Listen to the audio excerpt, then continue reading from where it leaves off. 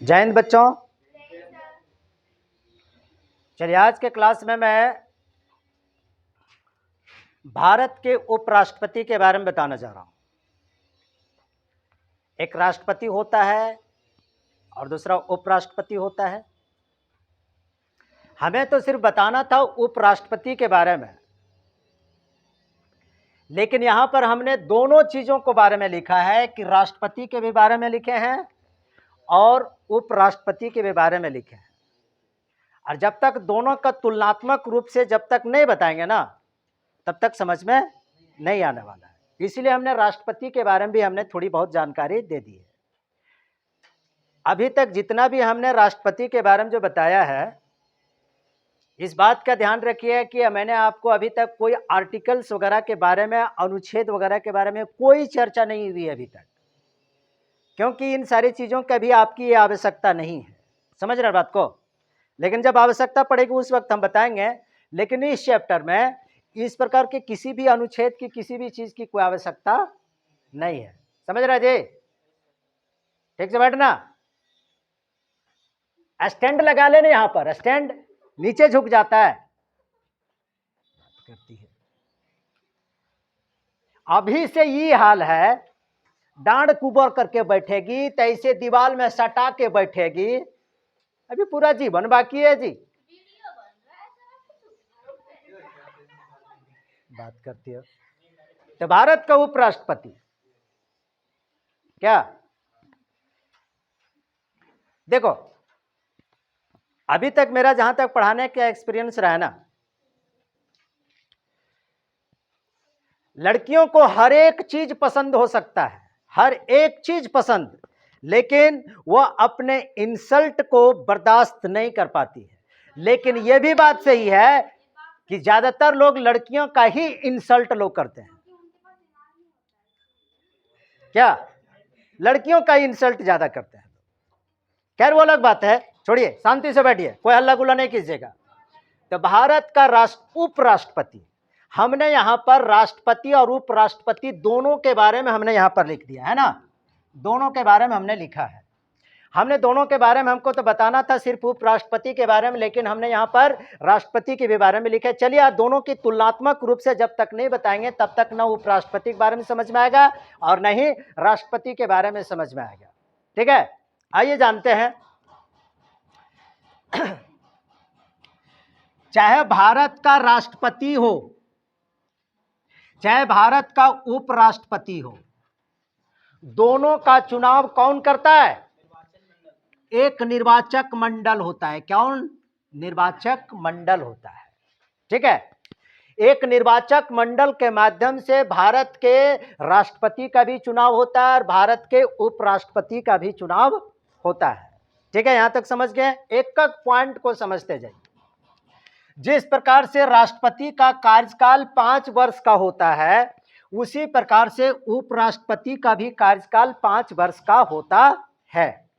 मतलब आप इतना जान लीजिए कि भारत में जनता के द्वारा चुने गए जितने भी सारे जनप्रतिनिधि होते हैं, इवन मुखिया से लेकर के प्रधानमंत्री के पद तक, सबका कार्यकाल 5 वर्ष ही होता है, एक सिर्फ राज्यसभा के सदस्यों को छोड़ करके। आप यहां पर कहिए है कि नहीं है, क्या राष्ट्रपति जनता के द्वारा चुना गया प्रतिनिधि है? क्या राष्ट्रपति हो चाहे वो उपराष्ट्रपति हो, जनता के द्वारा चुना गया प्रतिनिधि नहीं है, लेकिन उसके बावजूद भी इनका कार्यकाल कितना है? 5 वर्ष का होता है। तो उपराष्ट्रपति चाहे राष्ट्रपति, सबका कार्यकाल कितना होता है? 5 वर्ष का होता है। समझ रहा है? क्या कर रहा है उधर जी? ये पहला पॉइंट समझ में आ गया। अब दूसरा सवाल ये होता है कि आप लोगों के मन में अब सवाल उठता होगा कि राष्ट्रपति के चुनाव में आखिर कौन कौन भाग लेता है। जिस प्रकार से हम लोग अपने क्षेत्र के एमपी को चुनते हैं, विधायक को चुनते हैं, तो हम लोग जनता लोग उसमें वोट देने के लिए भाग लेते हैं ना जी, हम लोग ना वोट देते हैं। लेकिन जब राष्ट्रपति का जब चुनाव होता है तो क्या कोई जनता लोग वोट देता है? क्या जनता लोग वोट नहीं देता है? तब आपके मन में यह सवाल उठता होगा कि आखिर राष्ट्रपति के चुनाव में कौन लोग वोटिंग करता है उसको? आखिर वोट के माध्यम से ही उनका भी चुनाव होता है, तो आखिर कौन लोग वोट देता है राष्ट्रपति के चुनाव में? तो समझ लीजिएगा, कोई हल्ला गुल्ला नहीं करेंगे, तो समझ लीजिए संसद के 2 सदन होते हैं। कितने सदन होते हैं? 2 सदन होता है। पहला कहलाता है लोकसभा और दूसरा कहलाता है राज्यसभा। अर्थात कहने का मतलब राष्ट्रपति के चुनाव में संसद के दोनों सदनों के निर्वाचित सदस्य लोग इसके चुनाव में भाग लेते हैं। अर्थात संसद के दोनों सदनों, अर्थात कहने का मतलब हो गया लोकसभा और राज्यसभा, लोकसभा के भी निर्वाचित सदस्य और राज्यसभा के भी निर्वाचित सदस्य राष्ट्रपति के चुनाव में भाग लेते हैं। भाग लेने कहने का मतलब है कि वो वोट देता है। बात समझ में आ गई? तो राष्ट्रपति के चुनाव में कौन कौन भाग लेता है? लोकसभा के भी निर्वाचित सदस्य और राज्यसभा के भी निर्वाचित सदस्य इसमें भाग लेता है। सिर्फ इतना ही नहीं, और भी सुनिएगा। ये तो हो गया कि राष्ट्रपति के चुनाव में दोनों सदनों के सदस्य, दोनों सदनों के सदस्य का मतलब सदन के दो हाउस होता है, एक को कहते हैं लोकसभा, दूसरे को कहते हैं राज्यसभा कहते हैं। ठीक है, ये दोनों लोकसभा और राज्यसभा के दोनों के सदस्य क्या लेता है कि राष्ट्रपति के चुनाव में अपना मतदान अर्थात अपना वोट करता है। यहां तक बात समझ में आ गई? अब यहां पर बात आई तीसरे पॉइंट में आपको मैं बताने के लिए जा रहा हूं कि लोकसभा के निर्वाचित सदस्य और राज्यसभा के निर्वाचित सदस्य तो भाग तो लेता ही है, अन्य लोग भी भाग लेते हैं। राज्यों के विधानसभाओं के निर्वाचित सदस्य, राज्यों के विधानसभाओं के निर्वाचित सदस्य लोग भी, राज्यों के निर्वाचित, राज्य के विधानसभाओं के निर्वाचित सदस्य का मतलब हमारे देश में कितने राज्य हैं? 28 राज्य है ना, पूरे 28 राज्य है। ये 28 राज्य के सबके अपनी अपनी विधानसभा है ना जी। जैसे हम लोग झारखंड के हैं तो हमारा विधानसभा क्षेत्र कौन सा है? राजधनवार विधानसभा क्षेत्र है। समझ रहे ना बात को?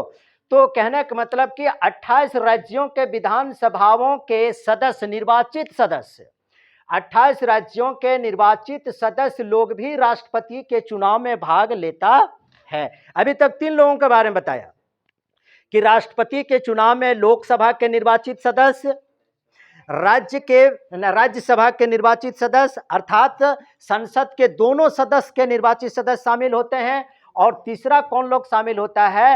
राज्यों के विधानसभाओं के निर्वाचित सदस्य भी इसमें शामिल होता है। 3 लोग शामिल होता है। अब चौथा देखिए क्या होता है कि अन्य भी लोग शामिल होते हैं। जैसे मान लेते हैं कि ये दिल्ली है, पुडुचेरी है, जम्मू और कश्मीर है, ये सभी क्या है कि संघ शासित क्षेत्र है। समझना बात को? ये सभी संघ शासित क्षेत्र है। तो इन सभी संघ शासित क्षेत्रों के विधानसभाओं के सदस्य भी क्या करता है? राष्ट्रपति के चुनाव में भाग लेता है। ये बात समझ में आ गई? तो कौन कौन से भाग लेते हैं? संसद के दोनों सदन के निर्वाचित सदस्य, राज्य के विधानसभाओं के निर्वाचित सदस्य और संघ शासित क्षेत्रों के, संघ शासित क्षेत्र का मतलब दिल्ली, पुडुचेरी, जम्मू कश्मीर, ये सभी क्षेत्र जो संघ शासित क्षेत्र हैं, इन सभी क्षेत्रों के भी राज्य विधानसभाओं के निर्वाचित सदस्य भी राष्ट्रपति में शामिल होता है। क्लियर? बिल्कुल तो पूरी तरह समझ में आ गया ना? समझ गया सबको? अब कोई भी पूछेगा तो बता दोगे? अब आगे देखिए कि अब यहां से हम लेकर के, अब आपको यहां से लेकर के फिर अब यहां तक हम लेकर के आते हैं। यहां तक अभी हमने सिर्फ बताया कि राष्ट्रपति के चुनाव में कौन कौन वोट दे सकता है। समझ रहे हैं बात को? मुखिया, एमपी, एमएलए के चुनाव में कौन लोग वोट देता है? जनता लोग वोट देता है। लेकिन राष्ट्रपति के चुनाव में लोकसभा, राज्यसभा और राज्यों के विधानसभाओं के सदस्य और कुछ जो केंद्र शासित प्रदेश है ना, उस केंद्र प्रशासित सदस्य के सदस्य लोग भी राष्ट्रपति के चुनाव में भाग लेते हैं। यहां तक बात समझ में आ गई? अब देखिए उपराष्ट्रपति के बारे में हम आपको बताने जा रहे हैं कि उपराष्ट्रपति क्या है। उपराष्ट्रपति का भी कार्यकाल कितना होता है?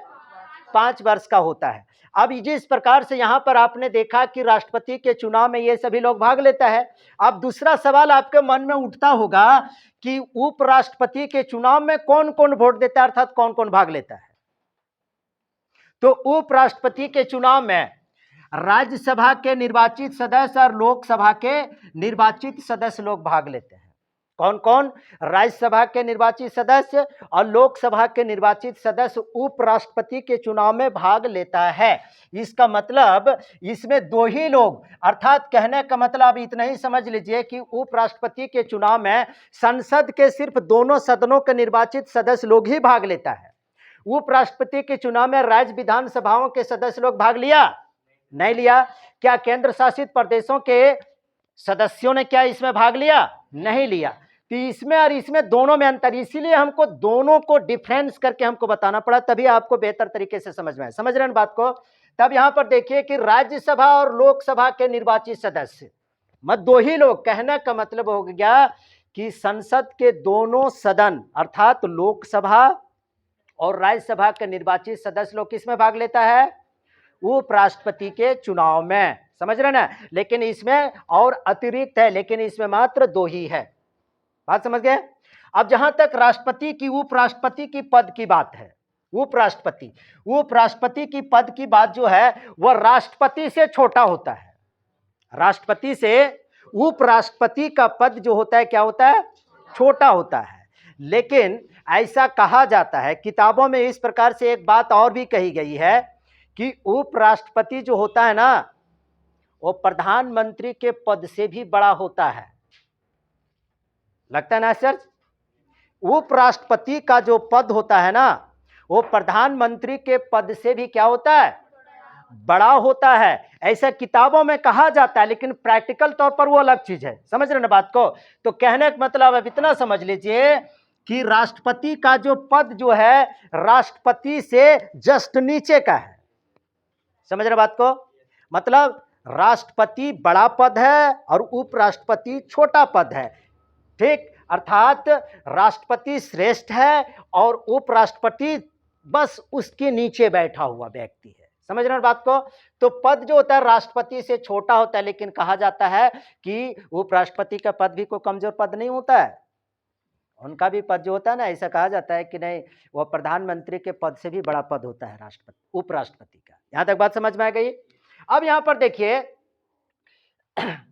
दूसरी बात, इसमें हम और एक तो चीज को बता रहे हैं कि उपराष्ट्रपति के चुनाव में राज्यसभा के निर्वाचित सदस्य और लोकसभा के निर्वाचित सदस्य, ये लोग दोनों तो भाग तो लेवे करता है, लेकिन कुछ और लोग भाग लेते हैं। जैसे मान लेते हैं कुछ अन्य लोग जो भाग लेता है, सो राज्यसभा के जो कुछ जो मनोनीत सदस्य लोग जो होते हैं, कुल टोटल क्या होता है ना, लोकसभा में कुल टोटल 543 सदस्य है, ठीक है ना, और राज्यसभा में कुल टोटल कितना है? 243 है। तो 543 है, इसमें से क्या होता है कि 12 सदस्य जो होता है से मनोनीत होता है। मनोनीत कहने का मतलब कि वह किसी भी क्षेत्र से, शिक्षा के क्षेत्र से हो सकता है, विज्ञान के क्षेत्र से हो सकता है, कि साहित्य के क्षेत्र से हो सकता है, या अभिनय की दुनिया के क्षेत्र से हो सकता है, या कि समाज सेवा के क्षेत्र से हो सकता है। उसको क्या कर दिया जाता है कि उसको मनोनीत कर दिया जाता है, बिना वोटिंग का, बिना मतदान वगैरह को उनको बना दिया जाता है, राज्यसभा का सांसद बना दिया जाता है। समझ रहे ना? तो इसमें क्या होता है कि उपराष्ट्रपति के चुनाव में राज्यसभा के निर्वाचित सदस्य और लोकसभा के निर्वाचित सदस्य तो भाग लेते हैं, लेकिन कुछ मनोनीत सदस्य लोग भी इसमें भाग लेते हैं। किसके चुनाव में? उपराष्ट्रपति के चुनाव में कुछ मनोनीत सदस्य के लोग भी इसमें भाग लेते हैं। अब सवाल उठता है, इसमें एक तो और हमने महत्वपूर्ण जानकारी को आपको दे दिया है कि उपराष्ट्रपति के चुनाव में कुल कितना वोट प्राप्त होता है, कितना वोट। तो ऐसा माना जाता है कि उपराष्ट्रपति के चुनाव में जिस कैंडिडेट को 788 वोट, कितना? 788 वोट जिसको प्राप्त हो जाएगा, समझ लेना कि वह उपराष्ट्रपति बन गया। अब 788 वोट किधर किधर से आता है, मैं बार बार बता रहा हूं, राज्यसभा के निर्वाचित सदस्य और लोकसभा के निर्वाचित सदस्य। तो लोकसभा में कितने निर्वाचित सदस्य होते हैं? 543, और राज्यसभा में निर्वाचित सदस्य कितने होते हैं? 243। दोनों को जोड़ दीजिएगा, कितना हो रहा है? 786 आ रहा है ना, लेकिन हमने बता रहा है कि यहाँ पर 788। तो दो जो सदस्य जो होता है, ये मनोनीत सदस्य लोग भी इसमें भाग ले सकता है। 30 प्रकार से 788 वोट जिसको मिल जाता है, तो वह समझ लिए कि देश का वह उपराष्ट्रपति बन जाता है। समझ रहे बकलोली लोग? हाँ, समझ रहे ना? और उधर जाकर के नैकाडी तरफ बढ़ना, इधर जगह नहीं है। लड़की लोग ना एकदम कमाल के, लेकिन यार काहे को आते हो क्लास में जो कुछ समझ में नहीं करते है। तो हम बता रहे हैं इधर, और वो इधर इससे इससे इससे इससे क्या कर रही है, देखना इधर। गजब लड़की है। ये बात हो गई है, ये बात समझ में आ गई ना? तो इस प्रकार से क्या है। अब दूसरा सवाल आपके मन में उठता होगा कि आखिर भारत का उपराष्ट्रपति कौन बन सकता है? हाँ, भारत का उपराष्ट्रपति कौन बन सकता है? तो सुनिए इसकी कुछ योग्यता के बारे में सुन लीजिए। भारत का उपराष्ट्रपति कौन कौन बन सकता है, इसके लिए कौन कौन सी योग्यता होनी चाहिए। तो यहां पर देखिए कि इसकी योग्यता के बारे में जहां तक बताया जाता है, पहली बात कि भारत का वह नागरिक होना चाहिए, कोई विदेश का नागरिक नहीं, समझ रहे ना। कोई बांग्लादेश के, पाकिस्तान के, अमेरिका के और रूस का आकर के बोलेगा यहाँ पर कि क्या कहे भैया कि हम भारत में उपराष्ट्रपति का पद लड़ना चाहते हैं। अच्छा, यहाँ पर लोगों की कमी हो गई है ना कि तुम आकर के भारत का उपराष्ट्रपति का चाहे राष्ट्रपति का पद लड़ेगा, चुनाव लड़ेगा, ऐसा नहीं हो सकता। हाँ, जब उसने यहाँ पर रह करके नागरिकता जब हासिल कर लिया हो तब वो लड़ सकता है, ऐसे कोई बात नहीं है। समझ रहे ना बात को जी। तो भारत का उपराष्ट्रपति बनने के लिए सबसे पहली योग्यता क्या है कि वह भारत का नागरिक हो। कहां का नागरिक? भारत का नागरिक। कौन देश का नागरिक नहीं हो सकता है। उसकी उम्र कितनी होनी चाहिए? 35 वर्ष उम्र होनी चाहिए, कम से कम 35 वर्ष उम्र होनी चाहिए। हालांकि ऐसी 35 वर्ष में कोई बन नहीं जाता है, काफी उम्र गुजर जाती है। 35 वर्ष तक तो लोग तो पढ़ते रहता है, तैयो नौकरी चाकरी का ठिकाना नहीं रहता है। तो 35 वर्ष में उपराष्ट्रपति और राष्ट्रपति का चुनाव लड़ने के लिए जाएगा क्या जी? तो 35 वर्ष उम्र होनी चाहिए। ये दो ठो योग्यता हमने बताया। तीसरा योग्यता है वह राज्यसभा के सदस्य चुने जाने की योग्यता रखता हो। राज्यसभा की सदस्यता, राज्यसभा के सदस्य चुने जाने की योग्यता रखता हो, तब वह कोई भी व्यक्ति वह उपराष्ट्रपति का चुनाव लड़ सकता है। मुख्यतः यह 3 योग्यता होनी चाहिए। पागल दिवालिया नहीं होनी चाहिए, मानसिक रूप से ठीक ठाक होना चाहिए। आप इतना बड़े पद पर बैठा देगा, अरे एक नट घसकल रहेगा, तू उपराष्ट्रपति का पद संभाल पाएगा? नहीं ना जी, क्या? तो वैसा भी नहीं होना चाहिए। मतलब मानसिक संतुलन एकदम बिल्कुल ठीक ठाक रहना चाहिए। लड़कियों की तरह नहीं होनी चाहिए, लड़कियों की तरह नहीं, अरे लड़कियों की तरह नहीं होनी चाहिए। लड़कियों की मानसिक संतुलन कब बिगड़ती है जानते हैं? लड़कियों के मानसिक संतुलन बिगड़ने के यही मार्च, अप्रैल, फरवरी, जनवरी ये सब महीना होता है। कब जानते हैं? इस महीने में ज्यादा इंटरव्यू चलता है लड़कियों की, और जैसे इंटरव्यू चलने लगा कि बस उसका मानसिक संतुलन बिगड़ने लगता है। समझ रहे हो बात को? इस महीने में ज्यादा इंटरव्यू चलता है। का है जानते हो? शादी है 4 महीना के बाद, ओकर पहले से झमाझम ये लेना वो लेना, ये करना वो करना, एकदम 4 महीना पहले से हल्दी चंदन ये वो क्या क्या नहीं है, एकदम रगड़म रगड़ा चलना शुरू हो जाता है। क्या गलत कर रहे हैं? सब जानते हैं। शादी 4 महीना के बाद है, ओकर पहले क्या करेगी? एकदम ड्रेसिंग टेबल के सामने एकदम बैठ करके क्या करेगी? कभी ऐसे मारेगी, कभी ऐसे मारेगी, कभी ऐसे देखेगी। दिन भर में 4 बार ड्रेसिंग टेबल के शीशा के साथ अपने शकलवा बार बार देख देख करके झटकत रहेगी ऐसे। तो उन्हीं के कभी नहीं सुधरने वाले। चुप रहा, बात करते शांत रहेंगे, बड़ा शांत रहेंगे। हाँ, अरे लड़का तब आता है जब कह देता है मैं बेटा सेट साट हो गया, अब तुम जल्दी चल, तब जाकर के होने से बस पकड़ता तर आता है। समझे ना? तुम लोग तो 4 महीना 5 महीना पहले से तैयारी करने शुरू कर देती है। कभी भी लोग सुधरने वाली नहीं है। चुप रहा। तो ये बात समझ में आ गई ना जा? राज्यसभा के सदस्य चुने जाने की उसके पास योग्यता होनी चाहिए। ये बात समझ में आ गई। अब एक बड़ा सवाल आपके मन में उठता होगा कि आखिर उपराष्ट्रपति का काम क्या होता है? क्या उपराष्ट्रपति का काम क्या होता है? तो सुन लीजिए, उपराष्ट्रपति का काम वही होता है जो राष्ट्रपति का होता है। अब कहने का मतलब ये बात समझ में नहीं आ रही है कि उपराष्ट्रपति का काम वही होता है जो राष्ट्रपति का काम होता है। नहीं समझ में आया? हाँ, तो सकलवा का बना रही है ऐसी? मतलब लड़की लोगों के लिए गजब आदमी है। लेकिन कोई भी बात हम पढ़ाने के दौरान, इतने दिनों के एक्सपीरियंस पढ़ाने के दौरान, लड़की लोगों को जब कोई बात जब नहीं समझ में आने लगती है ना, तो मुंह ऐसा बनाएगी जैसे एकदम सूखा हुआ किशमिश है। अरे फ्रेश रहो ना जी, फ्रेश रखो। राज्यसभा के सदस्य चुने जाने की सदस्यता उनके पास योग्यता होनी चाहिए।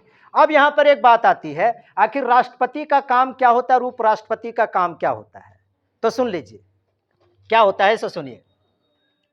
जब राष्ट्रपति की जब मान लेते हैं कि मृत्यु हो गई, क्या राष्ट्रपति की मान लेते हैं कि मृत्यु हो गई, या तो फिर राष्ट्रपति ने क्या किया, अपनी पद से त्याग पत्र दे दिया। हाँ ठीक है, पूरा एकदम ऐसे ऐसे ऐसे झटकत रहती है, शांति से नहीं सुन पाती है, सुन ले। तो इसमें क्या होता है कि जब राष्ट्रपति की मान लेते हैं कि जब मृत्यु हो जाती है, अब जब मृत्यु हो जाएगी, जब मृत्यु हो जाएगी तो पद खाली हो जाएगा, राष्ट्रपति का पद खाली हो जाएगा ना। मान लेते हैं कि राष्ट्रपति ने अपने पद से त्याग पत्र दे दिया, तो भी राष्ट्रपति का पद खाली हो जाएगा। समझ रहे बात को? मान लेते हैं कि राष्ट्रपति को महाभियोग के माध्यम से हटा दिया गया, महाभियोग के माध्यम से हटा दिया गया, तो भी राष्ट्रपति का पद क्या हो गया, खाली हो गया। या ये किसी भी कारण से, या तो त्याग पत्र, या तो मृत्यु, या तो महाभियोग के, या किसी भी कारण से अगर देश की राष्ट्रपति का पद अगर क्या हो गया, खाली हो गया, तो कोई छोटा मोटा पद है? बहुत बड़ा पद है ना। तो उनके पद को कौन संभालेगा, सवाल ये उठ रहा है। तो उनके पद को कौन संभालेगा?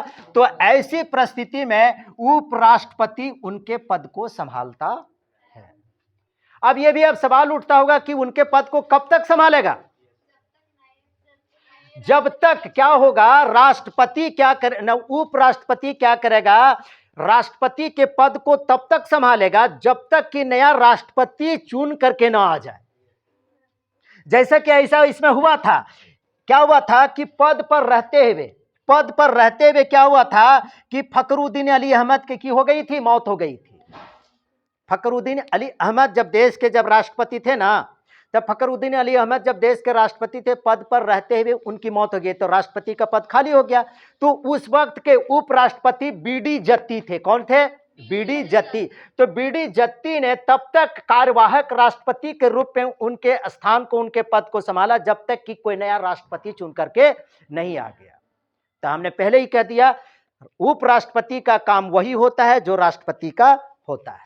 समझ रहे हैं बात को? जिस प्रकार से स्कूल में, कॉलेज में, यूनिवर्सिटीज में क्या होता है, प्रधानाध्यापक होता है, एक वाइस प्रिंसिपल होता है। जब प्रधानाध्यापक नहीं होता है तो वाइस प्रिंसिपल उनके पद को संभालता है कि नहीं संभालता है? क्या संभालता है? ठीक उसी प्रकार से यहां पर है। तो राष्ट्रपति का पद किसी भी कारण से अगर खाली होता है, चाहे वो मृत्यु से, चाहे त्याग पत्र से, चाहे महाभियोग से, किसी भी कारणवश अगर खाली हो गया, तो उपराष्ट्रपति इसके पद को संभालेगा, जैसा कि फखरुद्दीन अली अहमद के दौरान बीडी जत्ती ने संभाला था। ये भी बात समझ में आ गई? क्लियर? सारे डॉट हो गया ना? सारा डॉट मतलब क्लियर हो गया। अब यहां पर एक तो चीज को और मैं बता देता हूं। अगर मान लेते हैं कि अगर उपराष्ट्रपति को अगर हटाने के, रे लड़के, अगर उपराष्ट्रपति को अगर हटाने की बात आ जाए कि अगर उपराष्ट्रपति को हटाना है तो कैसे हटाया जाएगा? हो सकता है ना भाई? जैसे राष्ट्रपति को हटाने के लिए महाभियोग लाया जाता है, राष्ट्रपति को, उपराष्ट्रपति को हटाने के लिए महाभियोग लाने की जरूरत नहीं होती है। सुन लीजिए, अगर उपराष्ट्रपति को अगर हटाना है, पद से उनको हटाना है, बेदखल अगर करना है, तो क्या होता है, राज्यसभा को प्रस्ताव पारित करना पड़ता है। राज्यसभा को, समझ रहे हैं ना बात को? राज्यसभा का मतलब संसद के 2 सदन होता है, तो इस सदन को, राज्यसभा को क्या करना पड़ता है, एक प्रस्ताव पारित करना पड़ता है। क्योंकि राज्यसभा को ही प्रस्ताव क्यों पारित करना पड़ता है? क्योंकि उपराष्ट्रपति जो होता है राज्यसभा का पदेन अध्यक्ष होता है। उपराष्ट्रपति राज्यसभा का पदेन अध्यक्ष होता है, इसीलिए राज्यसभा के जितने भी सारे जो सदस्य लोग जो होते हैं, कितने सदस्य? राज्यसभा के जो सदस्य होते हैं वे सभी सारे सदस्य लोग मिल करके एक प्रस्ताव, एक प्रपोजल जारी किया जाता है। लेकिन इस प्रपोजल पर जारी करने पर क्या होता है, लोकसभा की सहमति लेनी पड़ती है कि भैया हम उपराष्ट्रपति को हम हटाना चाहते हैं, हमने एक तो प्रपोजल तैयार किया है। तो वो जो क्या करेगा, राज्यसभा किसके पास भेजेगा? लोकसभा के पास भेजेगा। अर्थात लोकसभा की सहमति होगी तब वो प्रस्ताव पारित हो जाएगा, तो उपराष्ट्रपति को अपने पद से हट जाना पड़ेगा। अन्यथा कि राज्यसभा ने प्रस्ताव पारित कर दिया, राज्यसभा अपने उपराष्ट्रपति को हटाना चाह रहा है, लेकिन लोकसभा ने उस पर सहमति नहीं दिया, तो फिर उपराष्ट्रपति को अपने पद से हटाया नहीं जा सकता है। मैं फिर से कह दे रहा हूं कि राष्ट्रपति उपराष्ट्रपति को हटाने के लिए राज्यसभा में एक प्रस्ताव पारित करना पड़ता है। अब बोलो कि राज्यसभा से ही प्रस्ताव क्यों पारित करना पड़ता है, लोकसभा से प्रस्ताव क्यों नहीं पारित कर दिया जाता है? वो इसलिए क्योंकि उपराष्ट्रपति राज्यसभा का पदेन अध्यक्ष होता है, इसीलिए वहीं से वो प्रस्ताव को पारित किया जाता है और उस प्रस्ताव पर संसद की सहमति होनी चाहिए, मतलब इसकी भी सहमति होनी चाहिए। अगर इसकी सहमति और इसकी सहमति, दोनों की सहमति जब मिल जाएगी, तो उपराष्ट्रपति को अपने पद से हट जाना पड़ता है। और इस प्रकार से क्या हो जाता है, हमने ये बताया कि भारत का जो उपराष्ट्रपति होता है वह भी एक बहुत ही महत्वपूर्ण पद वाला व्यक्ति होता है। समझ रहे बात को? हमने यहाँ पर हेडिंग में लिखा है भारत के उपराष्ट्रपति, लेकिन अब आपको यह निश्चित रूप से समझ में आ गया होगा कि जब तक मैं राष्ट्रपति के बारे में नहीं बताता तो शायद उपराष्ट्रपति के बारे में आपको अच्छी तरह से समझ में नहीं आता। समझ रहे बात को? चलिए, तो ठीक है।